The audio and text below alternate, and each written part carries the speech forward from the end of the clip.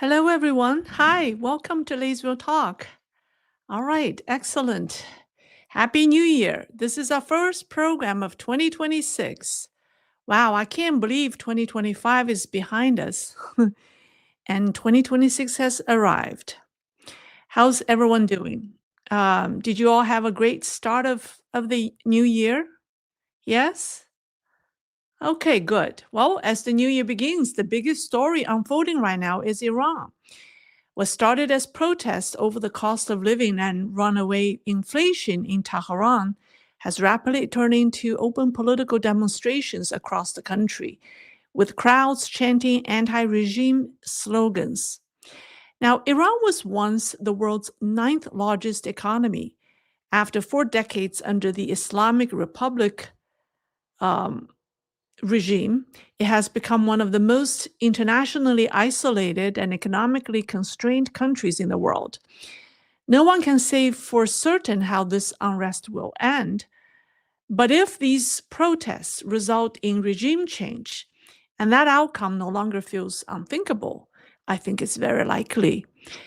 It would be one of the most consequential political events in decades. Not only would the so called axis of evil lose a key member, this development would also be deeply encouraging to people inside China. And that raises an important question. Why are people in China watching Iran so closely right now? The answer is simple. The situations in Iran and China are strikingly similar. Um, so let me first talk about how similar they are. At first glance, Iran and China appear completely different. Different cultures, different histories, different religions, even different political language. But if you look past the surface and focus on how power actually works, the similarities are structural. And once you see that, one conclusion becomes unavoidable. The conditions that produced large-scale protests in Iran also exist in China now. All right, so first things first, how similar the two countries are. Now, both the Islamic Republic of Iran and People's Republic of China are ideological regimes. In such systems, legitimacy doesn't come from elections or law, it comes from belief. In Iran, that belief is religious. In China, it's ideological, from Marxism, Maoism to now Xi Jinping thought. Um, Iran openly calls itself a theocracy. China doesn't say it, but in practice, it functions like one. Is ideology treated as sacred? Yes. Are loyalty, rituals required? Absolutely. Is dissent morally condemned? Yes. So in Iran, the supreme leader stands above the system. In China, Xi Jinping does the same. Different symbols, same structure. And here's the point. Theocracies collapse differently, and they do not collapse gradually. They hold and then they break. So that's the similarity, number one. And then the number two is the economic deal is broken. Both regimes made the same bargain with their people. Give up political freedom. In return, we guarantee stability and a better life. For a while, that deal worked, at least partially. But today, that bargain has completely collapsed. Iran faces chronic inflation, currency collapse, isolation, and mass youth unemployment. China faces the same: a real estate collapse, local government insolvency, youth unemployment, and striking middle class, a shrinking middle class wealth. And so here's the key point. When an ideological regime loses economic credibility, economic hardship turns into political anger. And that's exactly what has happened in Iran and China. And the third similarity is both countries have youth without a future. In both Iran and China, young people face the same brutal reality. that they have no future. In Iran, young, urban, educated, globally aware people are locked out of opportunity. In China, college graduates enter unemployment. They live off their parents' savings, and they know that any effort no longer leads anywhere. They're not poor in the traditional sense, but they have been robbed of their upward trajectory. And that is far more destabilizing. And then there's the collapse of trust. In both countries, no one believes official statements anymore. And people stop believing. They read messages in reverse. They assume deception by default. And once official language becomes noise, every crisis must be managed with security forces. And forces and security force can be expensive.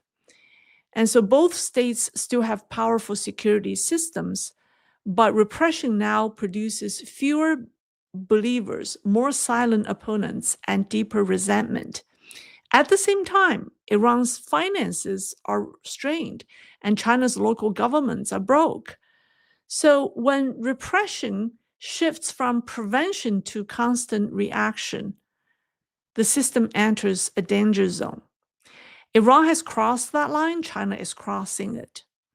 Now, there's another similarity. It's what I call a striking similarity that many observers overlook. And this is something that I really want to tell you about. This is significant. Well, actually, I should put this picture next to me. Let me talk about this striking similarity, because I don't think there's anyone in the West who has picked that one up. In moments of deep crisis, societies often begin looking backward, not forward. In Iran, protesters openly chanted, "Long live the Shah," calling for the return of the Pahlavi monarchy. Some even went further, shouting, "This is the final battle. Pahlavi will return." More than 40 years after the Islamic Republic overthrew the monarchy, many Iranians have clearly reached a breaking point. Now, something very similar is happening in China, more quietly, but no less meaningfully. More and more Chinese have begun expressing nostalgia for the Republic of China, the pre-communist state. In Nanjing, under a bridge built during the nationalist era, old ROC, or Republic of China, emblems were carved into stone under the bridge. People quietly left incense beneath them. They have been going to that. It's not a real bridge. It's a bypass, a small stone bypass, and it's dry, so you can actually crawl under the stone arch. And so on top of the arch, there are many ROC emblems, and people have left incense and cigarettes. I mean, they use cigarettes, yeah, in place of incense in open areas. And there are tons and tons of cigarettes that were left there, and it became a tourist spot. And it became so popular that the authorities discovered it and they sealed off the area. Now, Beijing has always used the expression that Taiwan is an inseparable part of China in its official narratives. Now, mainland Chinese borrowed that phrase to tell Taiwanese, "Don't forget, the mainland is also an inseparable part of China." It's a phrase that subtly implies the mainland once belonged to the Republic of China, and it's not part of the CCP China. And during New Year's celebration, police blocked access to the statue of Dr. Sun Yat-sen, Actually, I have pictures. Yeah, here we go. This was taken on New Year's Eve 2 days ago. Well, actually, yesterday. In Nanjing, the former capital city of ROC. And in downtown Nanjing, there is a statue of Dr. Sun Yat-sen, the founder of ROC. And every year during New Year, people would gather around that statue to celebrate the New Year. But this year, look what they did, right? The police blocked access to the statue. However, once the police withdrew, I think maybe it was after midnight, people immediately flooded the square right underneath the statue. So you see the public outpour of respect for ROC is very, very strong and obvious. So in Iran, people openly call for the return of the monarchy. In China, people quietly hint at a return to the pre-CCP republic. Different volume, same impulse. History shows that before societies erupt, they don't explode overnight. They heat up. And when a system is approaching that point, it sends out very clear signals. In China today, 4 of those warning indicators are already very visible. So let me talk about the 4 indicators or signals. The first one is that effort no longer matters. So historically, dynasties don't collapse when everyone is poor. They collapse when upward mobility disappears. When people conclude that working hard doesn't help, following the rules doesn't help either, that moment has already arrived in China, just as it did in Iran. In China today, we see 3 fatal signals. Youth unemployment is structural, not temporary. No matter what young people do, they can't make it. And then middle class wealth has been systematically wiped out. Housing, saving, and future expectations all at once. And local governments are running out of money, and public services are decaying. So this is exactly the moment when society stops offering even the illusion of progress.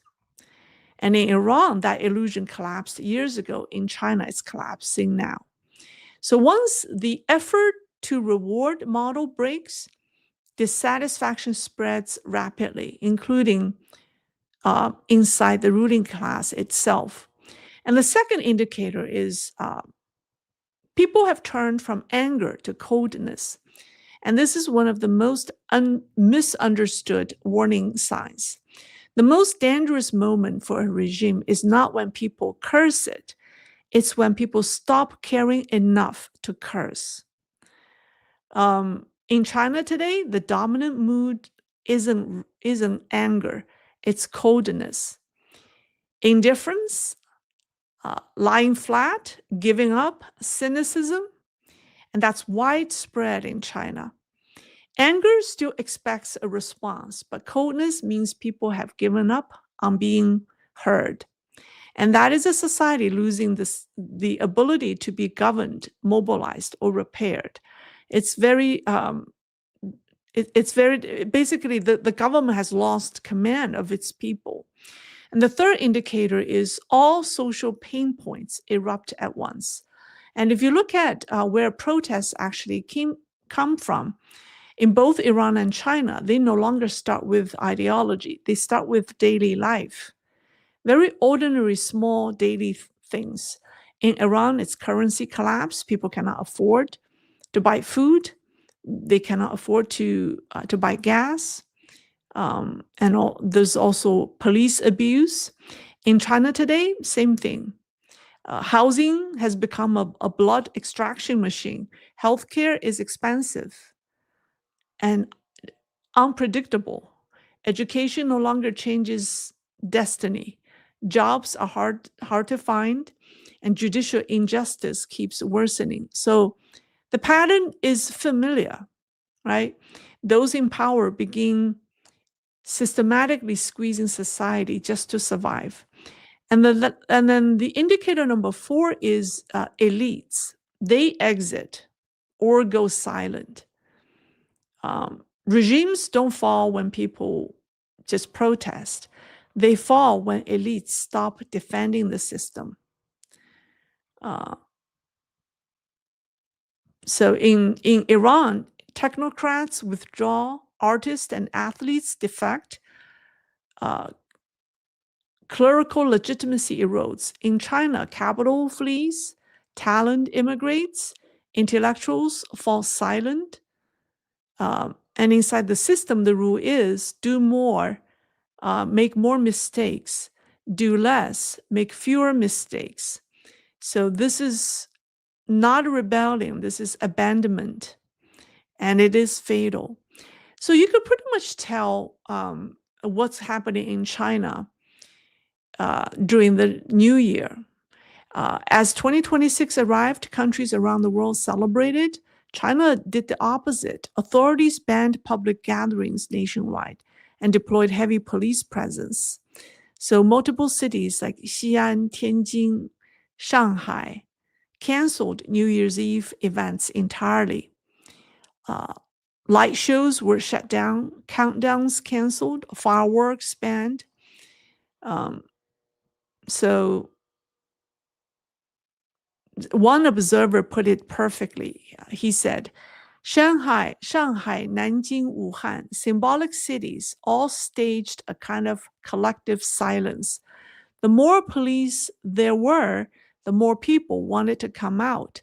This tug of war over public space hides a powerful political code. And the code is simple. The regime fears crowds. It fears its own people because the regime knows the temperature was already very high. So now let me give you a brief rundown of protests that took place in 2025 that involved hundreds, if not thousands of people confronting public security. So the most explosive case occurred in July. I think in the first half of 2025, we didn't see as many large-scale, really violent clashes between police and the people. But during the second half, we saw so many. And the first one was in July. It was in Jiangyu, Sichuan. A 14-year-old girl was brutally bullied and beaten by classmates whose parents were local officials. Authorities failed to respond, and public anger exploded. Thousands of people gathered in front of the city government. The authorities deployed a large number of riot police. Clashes broke out, and many protesters were beaten and arrested and paraded on the street. And then in late October, a state-owned enterprise in Hainan illegally cut down farmers' betel nut trees, triggering clashes between the villagers and the police. I think this was in Hainan. And then this one was in November, mid-November. This was also in Hainan.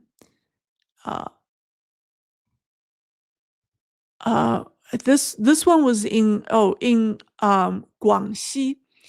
Local governments forcibly demolished a folk temple and an ancestral hall, and physical confrontation followed.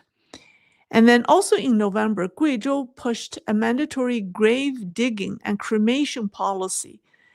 Villagers angrily, this is this one. They shouted back. They say, if the Communist Party wants to dig up our ancestors' graves, go dig up Xi Jinping's family graves first. That's a bold statement in China. And then in early December, workers at a factory, it's called Yili Shen Technology Company in Shenzhen, went on strike over unpaid wages. Here's a picture. It's not very clear.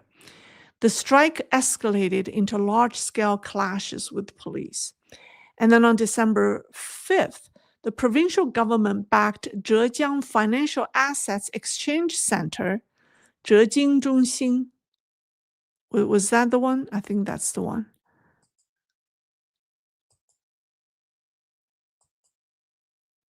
Yeah. Let me see. Is this the one? Yeah. All right. They were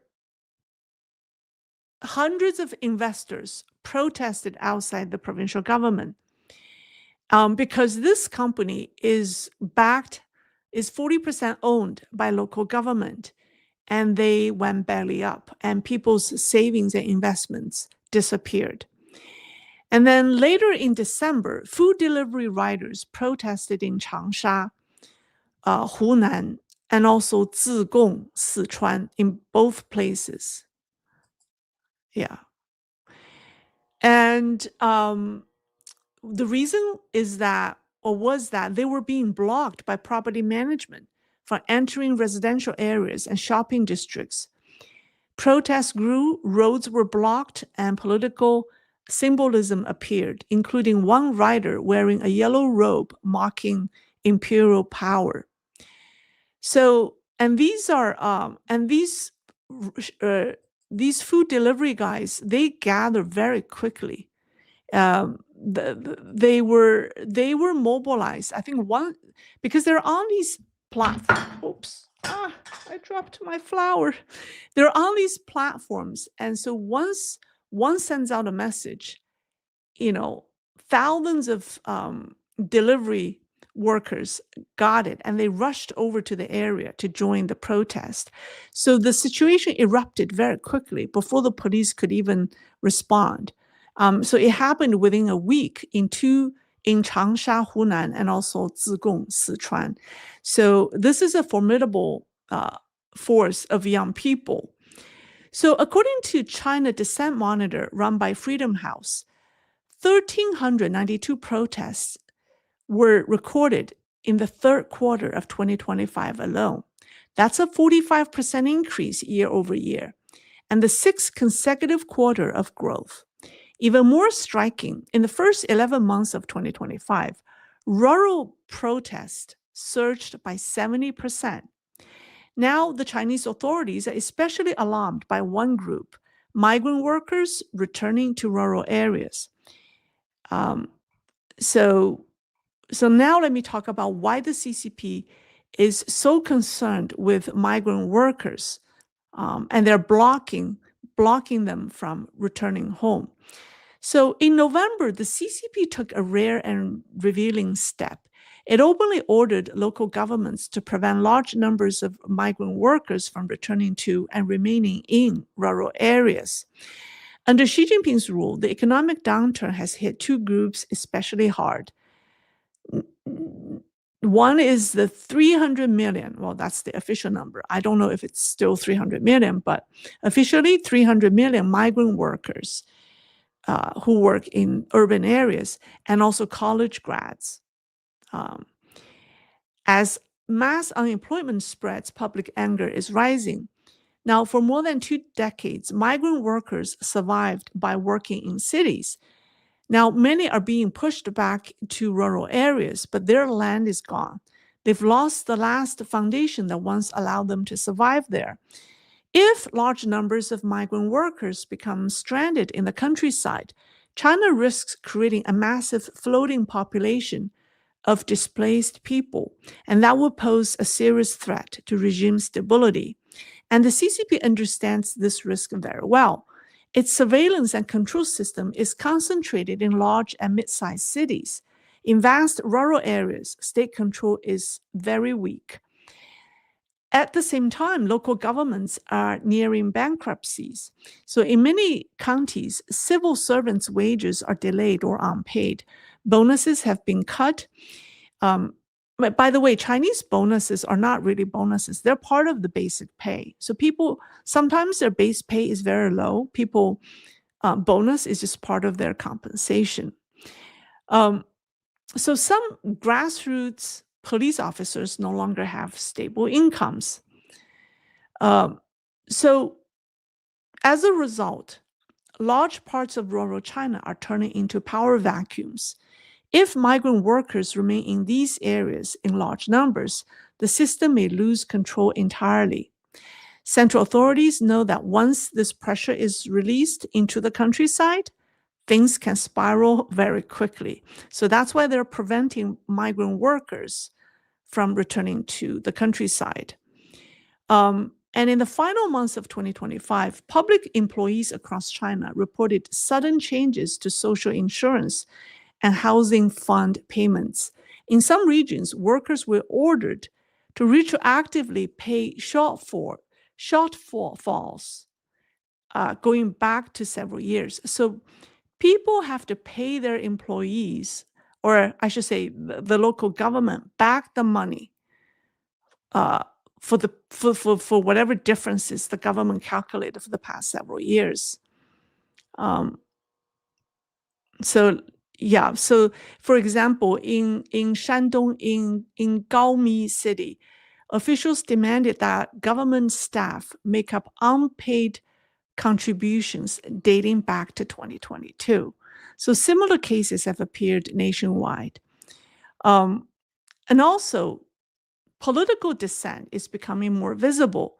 And this started particularly obvious or prominent after Beijing's September 3rd military parade and the Fourth Plenum.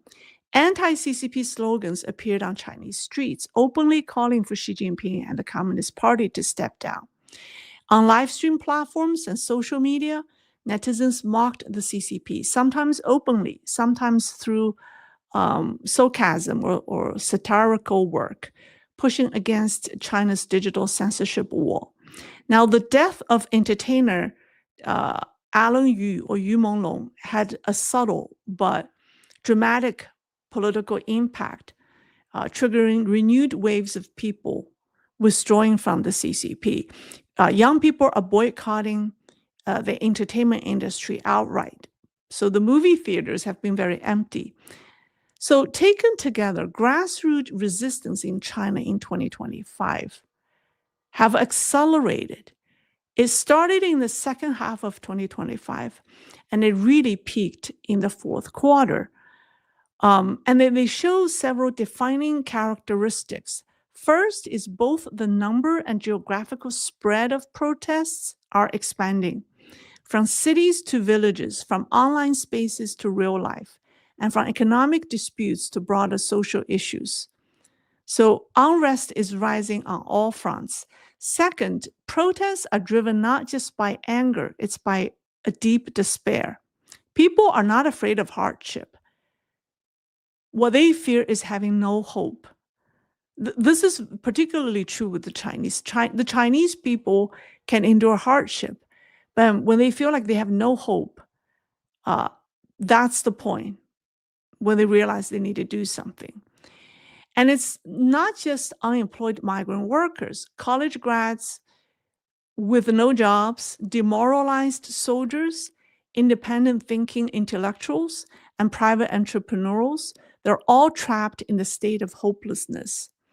And the third is grassroots resistance is now becoming increasingly political and more sharply focused on the regime and Xi Jinping. And they're naming names now. And they can erupt from everyday social conflicts. And the threshold for ignition is very low. So when I say I'll give you one example that is very striking, in my opinion. A recent internal report from China's Ministry of Public Security revealed that a document signed by a group calling itself the National Reclamation Party, National Reclamation Party or National Restoration Party, 复国党, was circulating nationwide. The political party's Beijing Tianjin Special Committee. So it sounds like this party is a national organization. This National Reclamation Party is a national organization, and its Beijing Tianjin Special Committee sent out an explicit message. And so this is what it says. It says, during the 2026 Lunar New Year, which is mid-February, it called for people to, one, cease corrupt officials elicit wealth. 2, relieve public suffering. And 3, gather momentum for a popular uprising. The documents specifically appealed to migrant workers returning home and unemployed college grads, the two groups of people that the CCP fears the most. The MSS internal report was clearly intended as a warning to local authorities. They need to do everything they can to prevent such activities during the holiday period. So it was shocking. Yeah, Chinese people are forming their political parties and are getting organized. So when pressures converge, right, under authoritarian rules, 3 risks are always discussed: popular uprisings, military mutinies, and political coup. Right now, popular uprising is the most visible risk. But large-scale upheaval rarely arrives in only one form. Legal law expert Professor Yuan Hongbin, he sent out a warning message. He said, popular uprising, military mutiny, and political coup are all accumulating energy at the same time. When the explosion comes, these forces may interact, creating a major event that overturns CCP's rule. So here's my conclusion. Iran is not an exception. It is a preview. How the situation in Iran develops directly impacts China and Beijing. CCP leaders and their people are both watching intensely as the situation unfolds in Iran, because the situation in both countries are strikingly similar. They are both ideological regimes. They are de facto theocracies. They're both economically exhausted, socially cold, and psychologically brittle. So collapse does not begin with invasion. It begins when belief, economic credibility, and fear collapse together. And that process is now visible in Iran and China, and Iran is ahead of China. So the lid hasn't flown off yet, but the pot is already shaking. So that's what I have for you. Now I want to share something. Ever since Chris produced that Christmas song, I mean, I received a lot of positive feedback. So we worked together and produced a New Year's song. This time I worked on the lyrics and Chris worked on the music. And it's because during the holidays, I saw so many Chinese, Chinese talking about their lives in China. So I wrote the lyrics to really send a message, a reassuring message to people in China, and also including my family and friends whom I haven't visited for a long time. So so it's a song written for them, and I think it's fitting to play that here because we just went over all these social uprising. I think we need to give people in Iran and in China in particular, a reassuring message. So here's the song. It's called When I Say Happy New Year. I told Chris, I said I wanted to have a Chinese flair. I wanted to feel like a Chinese song, but it didn't come out that way. Anyways, but here it is. Okay, here we go.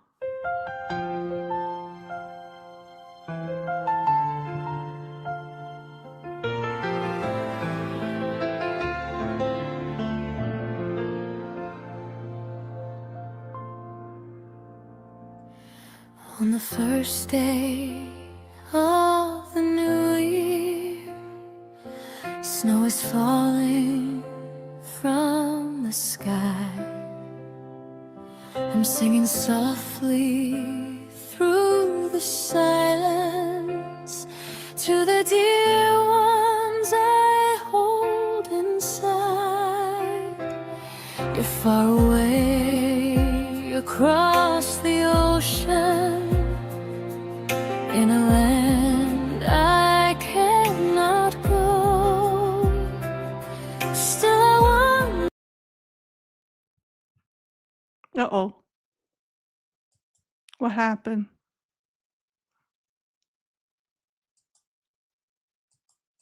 Uh-oh. Internet again?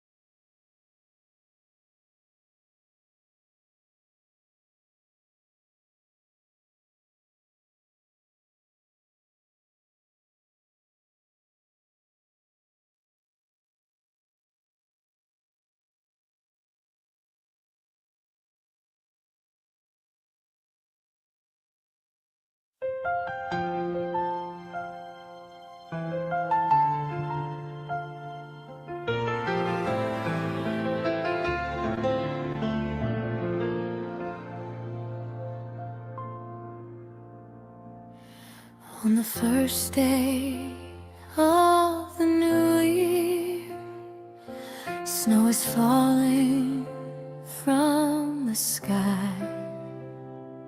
I'm singing softly through the silence to the dear ones I hold inside. You're far away across the ocean in a land I cannot go. Still I want. I'm sorry, I don't know what happened. I just can't I don't know why this is freezing. Maybe I'll CCP must have been hindering. Okay, all right. Well, I don't know why. It doesn't play. So, all right, we'll release that on social media. We'll release that on on X and Facebook and maybe YouTube. Okay, Chris will take care of that. All right. So, let's see.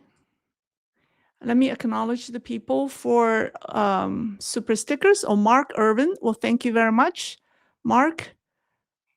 And thank you. Let's see. All right, let me see. If you have questions, put my name in front. And so I know it's addressed to me.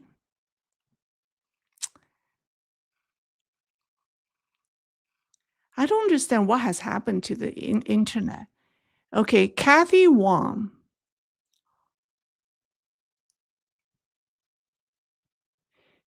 Say the name is Wang Youquan, Wang Youqun, Kathy Wong.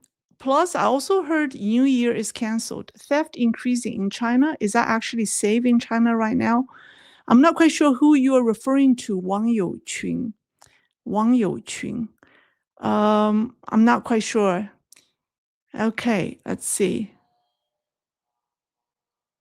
Someone said, how much from Jane McIntosh, like how much of the Iranian situation can be viewed by the Chinese people? Surprisingly, they can.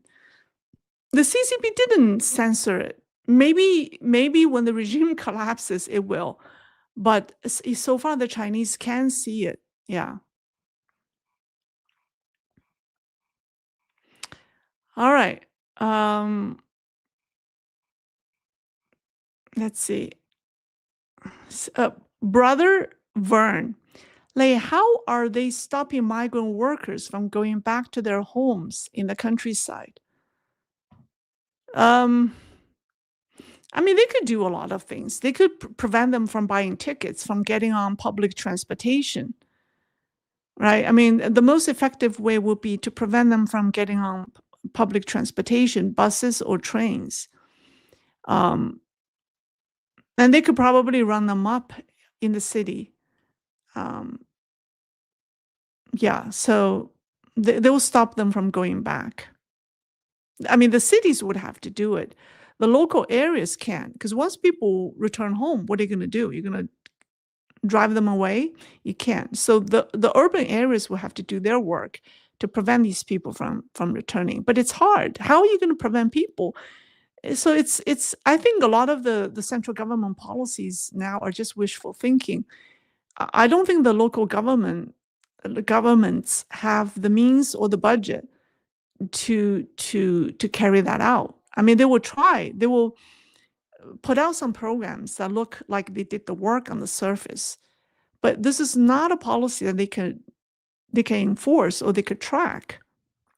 So I think it's just not realistic. People are still going to go home one way or the other. I even see some people like walk home on their foot. So you can't prevent people from walking home, right? Or people can get a ride to go home. So there's so many ways people can go home. Sir Humphrey, Happy New Year. Well, thank you, sir. Thank you very much. Lei, do you collaborate with CIA? No, unfortunately, no. To your disappointment, no. Someone said, Lei, you have a very spiritual side to you, also very smart. Well, thank you. And someone keeps asking me if I collaborate. The wisdom to know. Happy New Year, wonderful research and oral presentation, Alan. Well, thank you, Alan. Thank you very much. Oh, here's from Brian Cobb. We've been watching phone video from Iran of public rioting. Iran's government has lost control of their internet. I think China is more prepared than Iran to put down a violent mass public uprising. Your thoughts? I think the CCP has better control over the internet than the Iranian government. However, but China is a massive country, and the people's resentment towards the government is stronger, and they have been, and the Chinese are they're very. I find it surprising that the so much. I mean, the Chinese firewall is ineffective now, because as soon as something happens here, the people inside China knows. So I don't think the firewall is effective. So they're not going to prevent people from knowing what's happening inside China and outside China. The internet, I think, at most will serve as a surveillance tool to prevent people from getting organized, but they can't really stop people from knowing what's happening. Yeah, so you're right. I think the CCP is more in control of the internet when compared to the Iranian government, but the Chinese people have more experience dealing with censorship, so they also have ways to break that. So, yeah.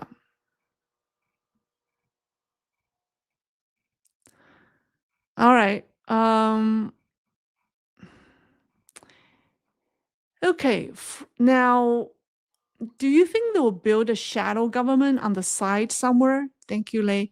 You mean build a shadow government on the side? You mean the Chinese will build a shadow government on the side? I think when the CCP goes down, all the atrocities committed by the regime will be exposed. They wouldn't allow a shadow government. Yeah, I heard some people saying that there are people who still hold the belief that if the CCP is down, there's no one in China who can like govern such a large country, that they think that as bad as the CCP is, they're still doing a job running the country. I found it surprising, and this is actually a view held by one of the prominent dissidents. And I found it. My argument is, anyone can do a better job than the CCP. In the end, it's not your skill. If people still think this is about whether they're good at governance or not, it's not about that. It's not about skill. It's about your heart. Do you really want to work for your people, or do you just want to work for your power? So from that perspective, anyone can do a better job than the CCP. So I totally disagree with the view that there's no one in China right now who can handle the country when the CCP collapses. No, I think that's not true. All right, I think I'm just doomed from playing that song. I really want to play that song, but I can't. I don't know why. I can talk, but no music. All right, Seek the Truth. Yi has come out with the 7 locks proving China's sovereignty over Taiwan. It is twisting history and cherry-picking of historical documents and ignoring others. Your thoughts? Who's Yi? Who's Yi? I'm just not very clear who the person you're referring to. Someone said, and Furry Boss, I heard Putin is nervous about Iran protests since Russia depends on Iranian drones to continue Ukraine war. I think Putin and Xi Jinping are both nervous about Iran. I think both are, seriously. I'm not surprised. Okay, here's a question from Beth 5763. Are you concerned for martial law in China if Xi were to be publicly overthrown? I think when Xi Jinping is publicly overthrown, China will be in the best state. I think China will be utterly orderly. I do not believe that chaos will erupt. I think people will be genuinely happy, and they will be hopeful. See, when people are hopeful, they follow rules and they're nice to each other. Only when people lost all hope, then things can get dangerous. All right. Okay.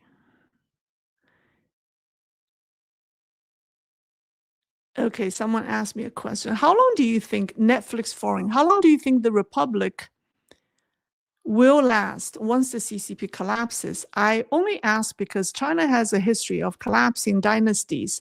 Do you think it will last as long as the Ming and the Qing? I think one option, I mean, think about it. Look at what's happening in Iran. People are asking the monarch to return to rule. So the mainland Chinese may say, well, we welcome the Taiwanese government to return to rule. We welcome the ROC to return.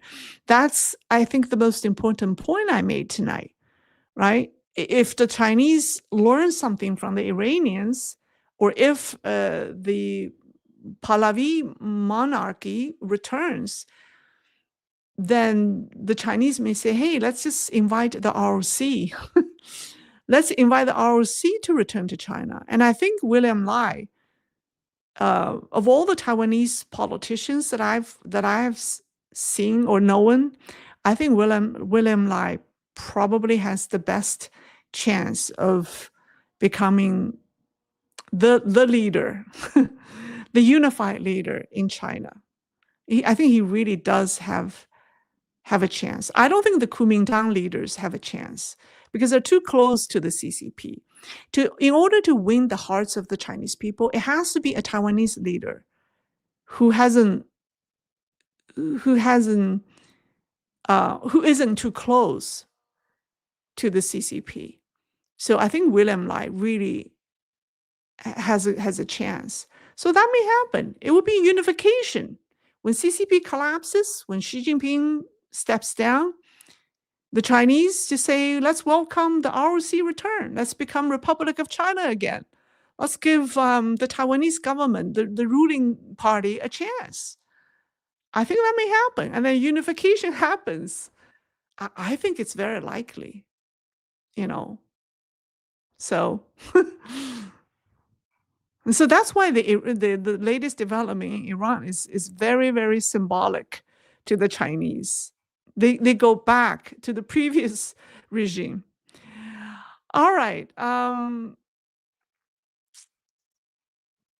Okay, so I'm not going to try to play that music again. Crouched Grasshopper, a bit more on how CCP collapse will manifest. How will people's happiness be realized?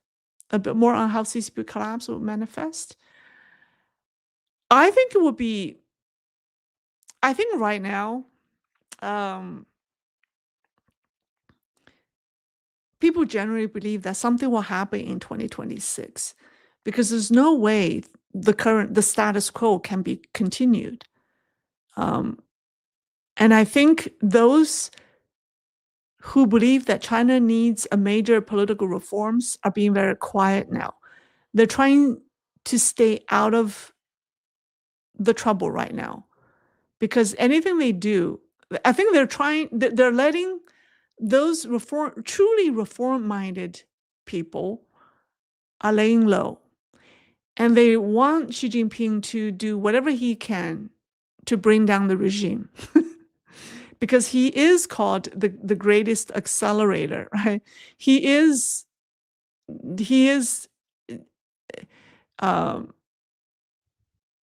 tearing apart the regime.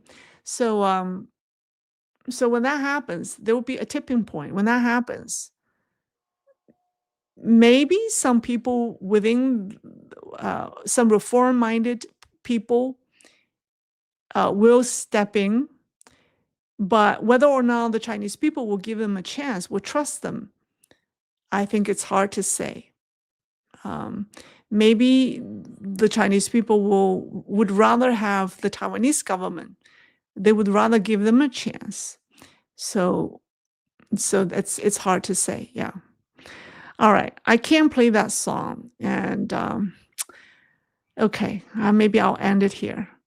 I will post the song on social media. So hopefully you'll hear it. All right. Someone said, you must be delusional. All right. Okay. All right. Well, that's all for tonight. Should I try to play the song again? Should I give it a try? What do you think? Yes? No? Play the auntie uncle sound. Yes? Later? Yes? Okay. Pretty dress. Okay, I'm going to try one more time to play this song. And it better play. Okay, so let's do this. Should I start from the beginning? Start from the beginning. Does it play? It doesn't play. It's completely frozen. I have no idea why. So, all right. So it doesn't play. It's probably a technical glitch on my end. I have no idea why that music doesn't play. Okay, that's all for tonight. I'll see you over the weekend. Okay, bye.